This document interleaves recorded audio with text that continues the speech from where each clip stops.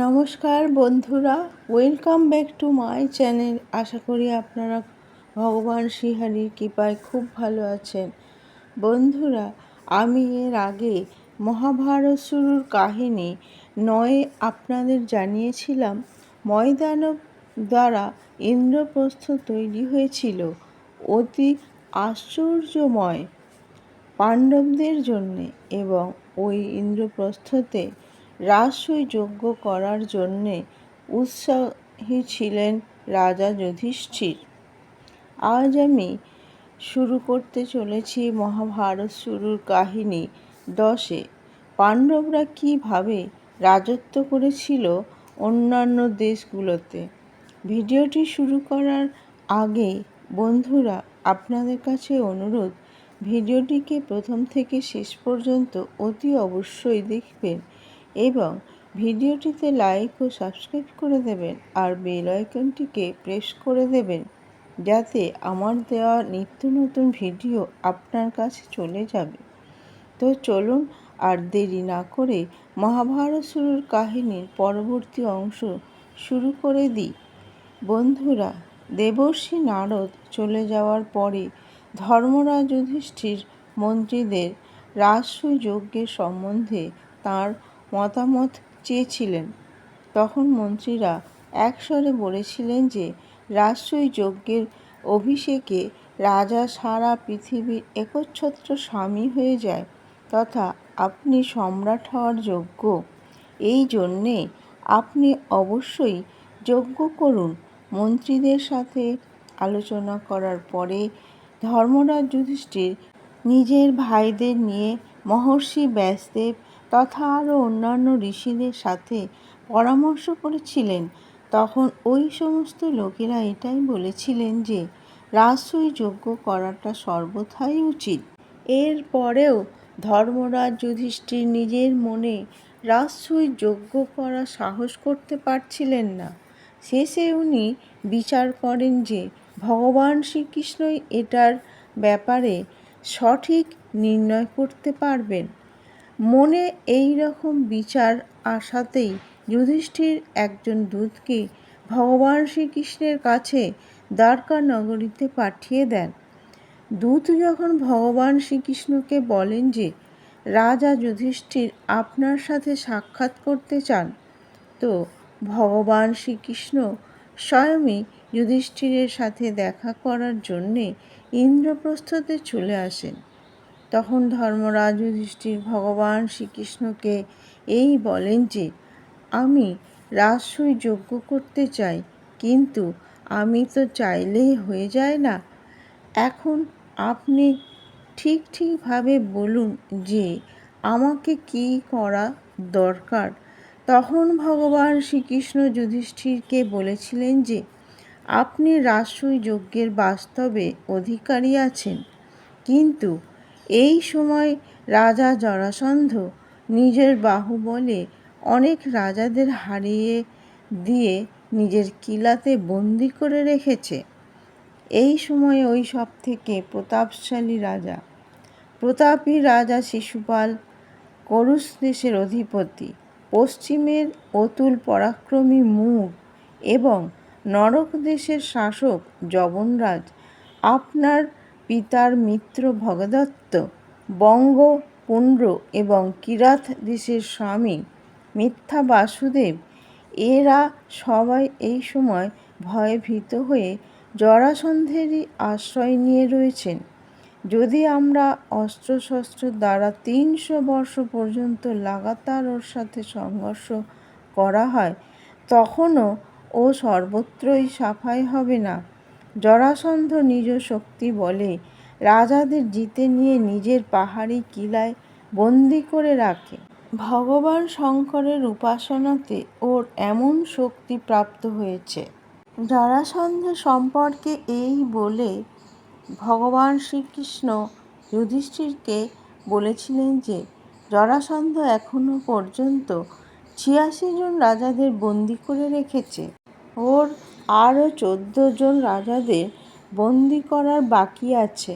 তারপরে ও সমস্ত রাজাদের একসাথে বধ করবে।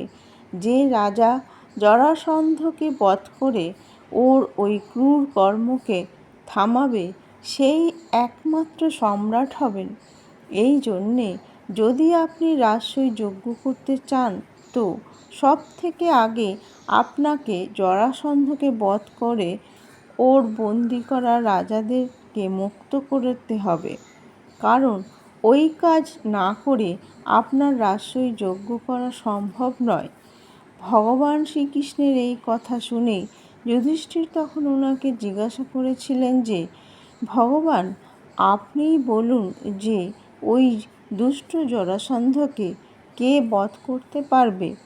যুধিষ্ঠিরের এই প্রশ্ন শুনে তখন ভীমসেন বলেছিলেন যে, ভগবান শ্রীকৃষ্ণর মধ্যে নীতি রয়েছে, আর আমার মধ্যে বল আছে, এবং অর্জুনের মধ্যে বিজয় পাওয়ার যোগ্যতা রয়েছে। এই কারণে আমরা তিনজন মিলেই জরাসন্ধের বধের কাজ পুরো করব। ভীমের কথা শুনে তখন ধর্মরাজ যুধিষ্ঠির ভগবান শ্রীকৃষ্ণকে বলেছিলেন যে, ভীমসেন আর অর্জুন আমার নেত্র এবং আপনি আমার মন। এই কারণে আমি চক্রবর্তী সম্রাট হওয়ার স্বার্থে তোমাদের তিনজনকে ওই দুষ্ট জরাসন্ধের সাথে যুদ্ধ করার জন্য পাঠাতে পারবো না। আর আমি এখনই রাজসূয় যজ্ঞ করার বিচার আমার মন থেকে ত্যাগ করছি। যুধিষ্ঠিরের এই কথা শুনে তখন অর্জুন বলেছিলেন যে, আমাকে তো ক্ষত্রিয়ের পদে এবং বীরত্বই প্রশংসনীয় বলে জানা হয়।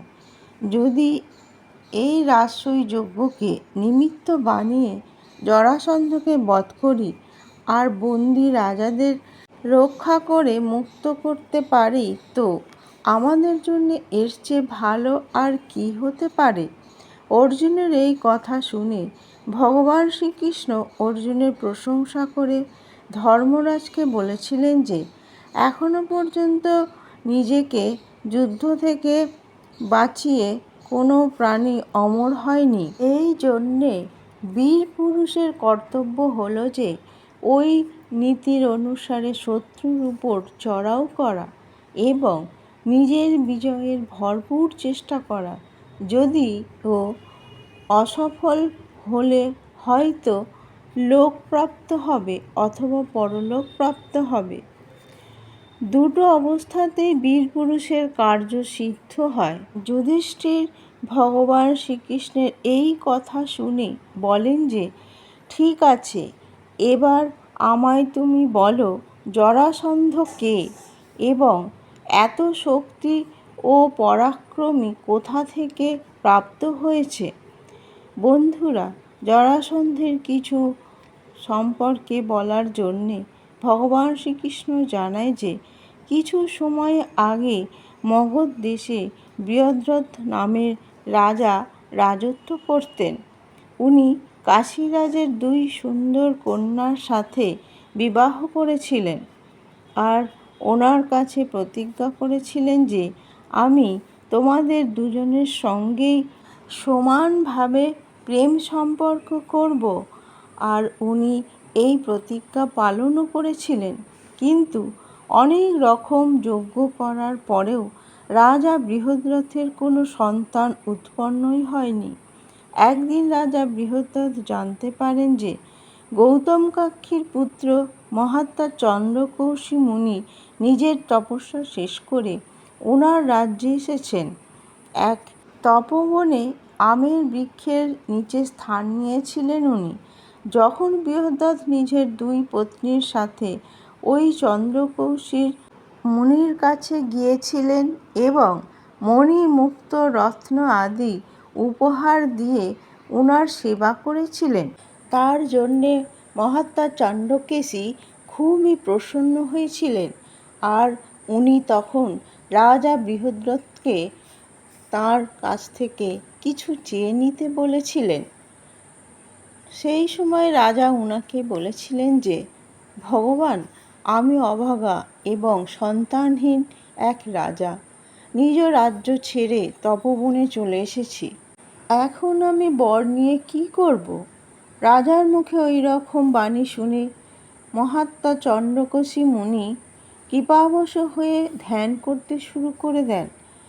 ওই সময় যে আমের বৃক্ষের নিচে বসেছিলেন, সেই আম বৃক্ষ থেকে একটা আম ওনার কোলে এসে পড়ে। মহর্ষি তখন তোতা পাখির খাওয়া ওই আমটাকে উঠিয়ে নিয়ে অভিমন্ত্রিত করেন এবং রাজা বৃহদ্রথকে দিয়ে বলেন, এবার তুমি তোমার রাজ্যে ফিরে যাও আর এই ফলটিকে নিজের পত্নীদেরকে খাইয়ে দেবে। শীঘ্রই তোমার পুত্র প্রাপ্ত হবে। মহর্ষির এই কথা শুনে রাজা বৃহদ্রথ নিজের পত্নীদের সাথে নিজের রাজধানীতে ফিরে আসেন আর ওই ফলটিকে দুই পত্নীদের খাইয়ে দিয়েছিলেন।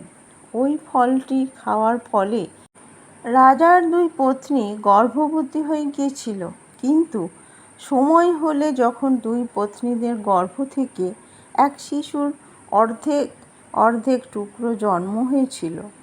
একটা টুকরোতে একটা চোখ, একটা হাত, একটা পা, অর্ধেক পেট, অর্ধেক মুখ আর অর্ধেক কোমর ছিল। ওই টুকরো দুটোকে দেখে দুই রানী কেঁপে উঠেছিল। দুই রানী মিলে ওই টুকরো দুটোকে দাসীর দ্বারা মহলের বাইরে ফেলে দিয়েছিল। রাজা বৃহদ্রথের ওই মহলে জরা নামে এক রাক্ষসী বাস করত। ওই রাক্ষসী জরা শিশুর ওই দুই টুকরোকে খাওয়ার জন্যে একসাথে হাতে করে তোলে আর সেই সময় ওই টুকরো দুটি একসাথে জুড়ে যায়। ওই শিশুর টুকরো দুটি জুড়ে যেতেই এক মহাবলী এবং পরাক্রমী রাজকুমার হয়ে যায়, যাকে দেখে রাক্ষসী জরা আশ্চর্যচকিত হয়ে গিয়েছিল। জরা পুনরায় ওই শিশুটিকে তোলার চেষ্টা করে, কিন্তু ওই রাক্ষসী শিশুটিকে আর তুলতেই পারেনি। তখন ওই ছোট্ট রাজকুমার মেঘের মতো গর্জন করে কাঁদতে শুরু করে দেয়। মহলের সমস্ত লোকজন ওর ক্রন্দনের আওয়াজ শুনে আশ্চর্যচকিত হয়ে রাজা বৃহদ্রথের সামনে মহলের থেকে বাইরে বেরিয়ে আসেন। রাক্ষসী জরাও নিজের মনে ভাবতে থাকে যে, আমি রাজা বৃহদ্রথের রাজ্যে বাস করি। এই রাজা বড়ই ধর্মাত্মা আর ওনার সন্তানের অভিলাষাও রয়েছে। অতএব এই বালককে মারা উচিত নয়। এই বালককে রাজাকেই দিয়ে দেওয়া দরকার। এই ভেবে রাক্ষসী জরা এক সাধারণ স্ত্রীর রূপ ধারণ করে ওই বালককে নিজের কোলে নিয়ে রাজা কাছে এনে এটা বলেছিলেন যে, এই নিন আপনার পুত্র। আমি এর দুই টুকরোকে জুড়ে দিয়ে এর রক্ষা করেছি। আপনি এই সন্তানকে স্বীকার করুন। রাজা জরার কথা বোঝার আগেই ততক্ষণে রানীরা নিজেদের ওই বালককে কোলে তুলে নিয়েছিল। তখন রাজা জরাকে বলেছিলেন যে, আমাকে পুত্র প্রদান করার দেবী তুমি কে? জরা তখন বলেছিল যে, মহারাজ, আমি জরা নামের এক রাক্ষসী আর বড়ই আদরপূর্বক আপনার এই রাজ্যে বাস করি এবং আপনার মহলে সর্বদা সৎকার পেয়ে থাকি। এই জন্যে আপনার পুত্র আপনাকে সঁপে দিলাম। এই বলে জরা রাক্ষসী ওখান থেকে চলে গিয়েছিল। রাজা বৃহদ্রথের ওই বালককে জরা রাক্ষসী জুড়ে দিয়েছিল। এই জন্যে রাজা ওর নাম জরাসন্ধ রেখে দিয়েছিলেন এবং মগধ দেশের রাক্ষসী জরার নামে উৎসব মানানো হয়েছিল। কিছুদিন বাদে মহর্ষি চন্দ্রকৌশী মগধ দেশে এসেছিলেন। তো রাজা বৃহদ্রথ ওনার অত্যন্ত আদর যত্ন সৎকার করেছিলেন। তখন মহর্ষি রাজাকে বলেছিলেন যে, তোমার এই পুত্র বড়ই বলবান হবে। এর বাহুবলের আগে কোনো কিছু অপ্রাপ্য হবে না। দেবতাদের অস্ত্রশস্ত্রও দ্বারা আঘাত পাবে না। এর আরাধনার থেকে প্রসন্ন হয়ে স্বয়ং ভগবান শঙ্কর একে দর্শন দেবেন। বন্ধুরা, ভগবান শ্রীকৃষ্ণ যুধিষ্ঠিরকে বলেছিলেন যে জরাসন্ধ নাশের জন্য সময় এসে গেছে। সামনাসামনি লড়াই করার জন্যে দেব দানব সবার জন্য জরাসন্ধকে হারানো কঠিন। তাই কুস্তি লড়ে ওকে জেতা দরকার। যদি আপনি আমায় বিশ্বাস করেন তো ভীমসেন এবং অর্জুনকে আমার সাথে জরাসন্ধকে বধ করার জন্যে আমাদের যেতে দিন। শ্রীকৃষ্ণের এই কথা শুনে যুধিষ্ঠির বলেছিলেন যে ভগবান, আপনি আমাদের স্বামী, আমরা আপনার সেবক, আপনার যা উচিত মনে হয় আপনি ওটাই করুন। এইভাবে ধর্মরাজ যুধিষ্ঠিরের আজ্ঞা মিলতেই ভগবান শ্রীকৃষ্ণ ভীমসেন এবং অর্জুনকে সঙ্গে নিয়ে মগধ দেশে চলে যেতে থাকেন। তিনজন মিলে বলকল বস্ত্র পরিধান করে তপস্বীর বেশে মগধপুরীতে প্রবেশ করেছিলেন। যখন ওখানে জরাসন্ধের কাছে পৌঁছেছিলেন, জরাসন্ধ তপস্বীদের মতোই ওনাদের সৎকার করেছিলেন, কিন্তু ওনাদের তপস্বী বেশ ওনাদের আচরণ দেখে জরাসন্ধের মনে সন্দেহ জাগে যে এরা নিশ্চয়ই তপস্বী নয়। এর জন্যে জরাসন্ধ ওনাদের তিরস্কারপূর্বক জিজ্ঞাসা করেছিলেন যে আপনারা কে, কিন্তু আপনাদের এখানে আসার কী প্রয়োজন? শ্রীকৃষ্ণ তখন বলেছিলেন যে আমরা দুঃখীদের সাহায্য করি, আর তুমি ক্ষত্রিয় জাতিদের নাশ করো। এই জন্যে আমরা তোমার বধের নিশ্চিত করার উদ্দেশ্যেই এখানে এসেছি। আর আমরা ব্রাহ্মণ নই, আমি বাসুদেবের পুত্র কৃষ্ণ, আর এরা দুজন পাণ্ডুপুত্র ভীমসেন আর অর্জুন। আমরা তোমায় যুদ্ধের জন্য আহ্বান জানাচ্ছি। হয় তুমি বন্দী রাজাদের ছেড়ে দাও, অথবা আমাদের সাথে যুদ্ধ করো। ভগবান শ্রীকৃষ্ণের এই কথা শুনে জরাসন্ধ বলেছিলেন যে আমি কোনো রাজাদেরকেই বিনা জিতে নিয়ে আসিনি, আর আমি ওই রাজাদের তোমাদের ভয়ে ছেড়ে দেব না। আমি তোমাদের এই তিনজনের সাথে একাই লড়তে পারবো। তখন ভগবান শ্রীকৃষ্ণ মনে মনে ভীমসেনের হাতে জরাসন্ধকে মারার জন্যে নিশ্চিত করে নিয়েছিলেন, আর জরাসন্ধের থেকে তার ইচ্ছা জানতে চাইল, তুমি কার সাথে লড়াই করতে চাও? তখন জরাসন্ধ ভীমসেনের সাথে কুস্তি করে লড়াই করার স্বীকার করে নিয়েছিলেন। তারপরে ভীমসেন এবং জরাসন্ধ নিজেদের মধ্যে লড়াই করার জন্যে যুদ্ধস্থলের ময়দানে নেমে পড়েছিল। ওই দুজনের এই মল্লযুদ্ধ দেখার জন্যে হাজার হাজার নগরবাসী ওখানে জড়ো হয়ে গিয়েছিল। ভীমসেন এবং জরাসন্ধ যুদ্ধস্থলের ভিতরে একে অপরের সাথে টেনে হিঁচড়ে ঘষতে এবং হুঙ্কার করতে করতে ঘুষি মেরে মেরে প্রহার করতে থাকে। ওই দুজনের ওখানে কুস্তি লড়তে না দে 13 দিন ধরে রাত পর্যন্ত চলতে থাকে না থেমে। 14 দিনের সময়ে জরাসন্ধ হাঁপিয়ে উঠে যায়। আর জরাসন্ধের এই দশা দেখে ভগবান শ্রীকৃষ্ণ ভীমসেনকে বলেছিলেন যে হাঁপিয়ে যাওয়ার জন্যে শত্রুকে অধিক টিকিয়ে রাখা উচিত নয়। ভীমসেন এই কথা শুনে স্থিতি বুঝে গিয়েছিলেন, আর তারপরে জরাসন্ধকে মেরে ফেলার সংকল্প করে নিয়েছিলেন। তারপরে ভগবান শ্রীকৃষ্ণ ইশারা করে বলেছিলেন যে ভীমসেন, তোমার দেহবল এবং বায়ুবল দুটোই বিদ্যমান রয়েছে। তুমি জরাসন্ধের উপর একটু ওই বল প্রয়োগ করে দেখো। শ্রীকৃষ্ণের এই ইশারাকে বুঝে নিয়ে ভীমসেন জরাসন্ধকে তুলে নিয়ে সবার ঘুরিয়ে মাটির উপরে পটাক করে দিয়েছিল, আর ও এক পা ধরে ওর অন্য পায়ের উপর নিজের পা রেখে এক তেজ গর্জন করে জরাসন্ধকে 2 খণ্ডে চিরে দিয়েছিলেন।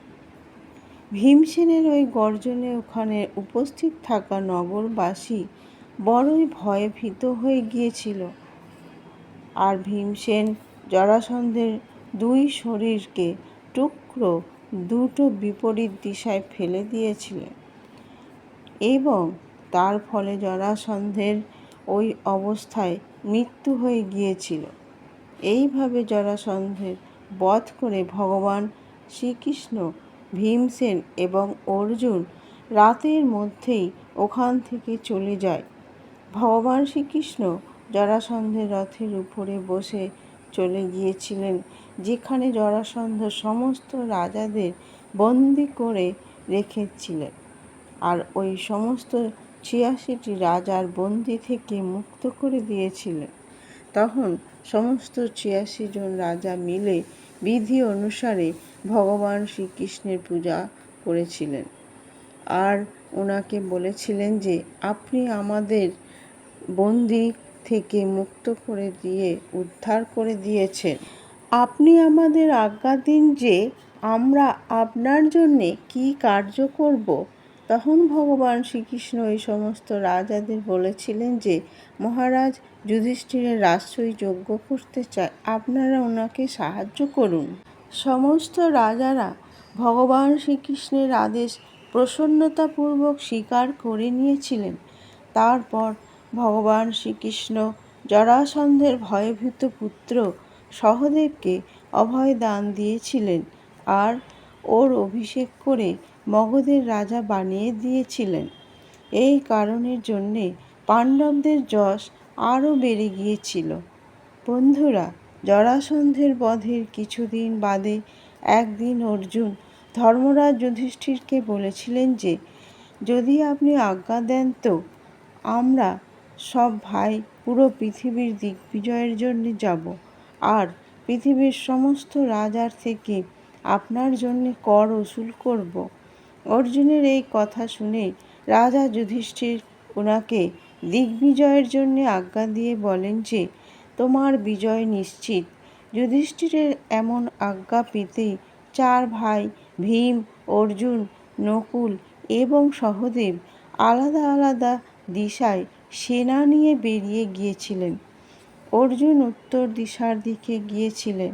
উত্তরে উনি অনেক রাজাদের উপর বিজয় প্রাপ্ত করেছিলেন, কিন্তু প্রজ্ঞ নিজের পরাক্রমে জ্যোতিষপুর রাজা ভগদত্তের সাথে সমুদ্র তীরবর্তী অঞ্চলের অনেক রাজা মিলে অর্জুনের সাথে একসঙ্গে যুদ্ধ করেছিলেন।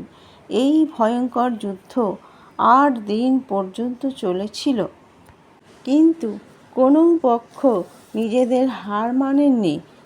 তখন অর্জুনের পরাক্রমে প্রসন্ন হয়ে রাজা ভগদত্ত অর্জুনকে বলেছিলেন যে তুমি দেবরাজ ইন্দ্রের পুত্র আর আমার ইন্দ্রের সাথে মিত্রতা রয়েছে, এই জন্যে এবার আমি তোমার সাথে যুদ্ধ করতে চাই না। তুমি আমায় বলো তুমি কোন ইচ্ছায় যুদ্ধ করছো, আর আমি তোমার ওই ইচ্ছাকে অবশ্যই পূর্ণ করব। তখন অর্জুন রাজা ভগদত্তকে সম্মান করে বলেছিলেন যে রাজা যুধিষ্ঠির রাজসূয় যজ্ঞ করতে চান আর আমার হার্দিক অভিলাষ হলো যে উনি চক্রবর্তী সম্রাট হন, এরই জন্যে আপনি ওনাকে কর দিয়ে দিন। এইভাবে উত্তরের দিশায় পৃথিবীর সমস্ত রাজাদের থেকে কর নিয়ে অর্জুন ইন্দ্রপ্রস্থতে ফিরে এসেছিলেন। এইভাবে মহাবলী ভীমসেন একটা অনেক বড় সেনা নিয়ে পূর্ব দিকের সমস্ত রাজাদের জেতার জন্যে গিয়েছিলেন। পূর্বের এক রাজ্য যশানের রাজা সুধর্মার বাহুবলের সাথে যুদ্ধ করেছিলেন। ওখানে ভীমসেন বাহুযুদ্ধে পরাস্ত করে দিয়েছিলেন, কিন্তু সুধর্মার বীরত্বতে প্রসন্ন হয়ে ভীমসেন ওকে নিজের সেনাদের সেনাপতি বানিয়ে দিয়েছিলেন। ভীমসেন পূর্ব এবং পূর্বোত্তরের সমস্ত রাজাদেরকে যুদ্ধতে হারিয়ে ওদের সবার থেকে অনেক ধন কর হিসাবে প্রাপ্ত করে নিয়েছিলেন এবং ওই সারা ধন নিয়ে ইন্দ্রপ্রস্থতে ফিরে এসেছিলেন। এইভাবেই সহদেব নিজের সেনাদের সাথে দক্ষিণ দিশায় দিগ্বিজয় যাত্রা করেছিলেন এবং মথুরা, মৎস্যদেশ আদি সহিত অনেক দেশকে নিজের অধিকারে করে নিয়ে কুন্তী ভোজের উপর আক্রমণ করে দিয়েছিলেন। কিন্তু উনি সরাসরি ধর্মরাজ যুধিষ্ঠিরের শাসক স্বীকার করে নিয়েছিলেন। এরপরেই কিষ্কিন্ধা মেয়দ্বীপকে জিতে নিয়ে মাহিষ্মতির উপরে আক্রমণ করে দিয়েছিলেন। তারপরে সহদেব কেরল, অন্ধ্র, কলিঙ্গ আদি অনেক সারা রাজ্যগুলিকে জিতে নিয়ে এক দূত লঙ্কার রাজার কাছে পাঠিয়ে দিয়েছিলেন। তখন লঙ্কার রাজা মহারাজ যুধিষ্ঠিরের অধীনতা স্বীকার করে নিয়েছিলেন এবং করের হিসাব অনুসারে অনেক উপহার সহদেবকে পাঠিয়ে দিয়েছিলেন। সহদেব নিজের সাথে প্রচুর ধন কর নিয়ে ইন্দ্রপ্রস্থতে উপস্থিত হন। এইভাবে নকুলও অনেক বড় সেনা নিয়ে পশ্চিম দিশায় দিগ্বিজয়ের জন্য প্রস্থান করেছিলেন আর অনেক রাজাদের জিতে নিয়ে দ্বারকায় পৌঁছে গিয়েছিলেন। তখন ভগবান শ্রীকৃষ্ণ বড়ই প্রেমের সাথে নকুলের শাসন স্বীকার করে নিয়ে ওনাকে অমূল্য রত্ন কর হিসেবে দিয়েছিলেন। এই প্রকারে সমুদ্র তীরবর্তী সমস্ত রাজার থেকে কর প্রাপ্ত করে নকুলও ইন্দ্রপ্রস্থতে ফিরে এসেছিলেন আর অন্যান্য ভাইদের মতোই সারা ধন আপন বড় ভাই যুধিষ্ঠিরকে সঁপে দিয়েছিলেন। সারা পৃথিবীকে নিজেদের অধীনে করার পরে ধর্মরাজ যুধিষ্ঠির রাজসূয় যজ্ঞ করার সংকল্প করে নিয়েছিলেন। এই রকম সময়ে যুধিষ্ঠিরকে ভগবান শ্রীকৃষ্ণের স্মরণ হয়েছিল। তখন ভগবান শ্রীকৃষ্ণ স্বয়ংই ইন্দ্রপ্রস্থতে চলে এসেছিলেন। যুধিষ্ঠির ভগবান শ্রীকৃষ্ণকে স্বাগত করে বলেছিলেন যে এই সারা ভূমণ্ডলে আপনারই কৃপা প্রসাদের জন্যই আমাদের অধীন হয়েছে। এবার আপনি রাজসূয় যজ্ঞ করার জন্যে আমায় অনুমতি দিন। ভগবান শ্রীকৃষ্ণ তখন ধর্মরাজ যুধিষ্ঠিরকে বড়ই প্রেমপূর্বক যজ্ঞ করার আরম্ভ করার জন্যে অনুমতি দিয়েছিলেন। তো বন্ধুরা, আজ আমি মহাভারত শুরুর কাহিনীর কথা এখানেই শেষ করছি। এরপরে আমি মহাভারত শুরুর কাহিনী 11 নিয়ে আসব অন্য আরও একটি ভিডিওতে। আমার এই ভিডিওটি ভালো লাগলে অতি অবশ্যই লাইক করে দেবেন এবং আমার এই চ্যানেলটিকে সাবস্ক্রাইব করে দেবেন আর কমেন্ট করে লিখবেন জয় শ্রীকৃষ্ণ। ভালো থাকবেন, সুস্থ থাকবেন। জয় শ্রীকৃষ্ণ। রাধে রাধে। নমস্কার।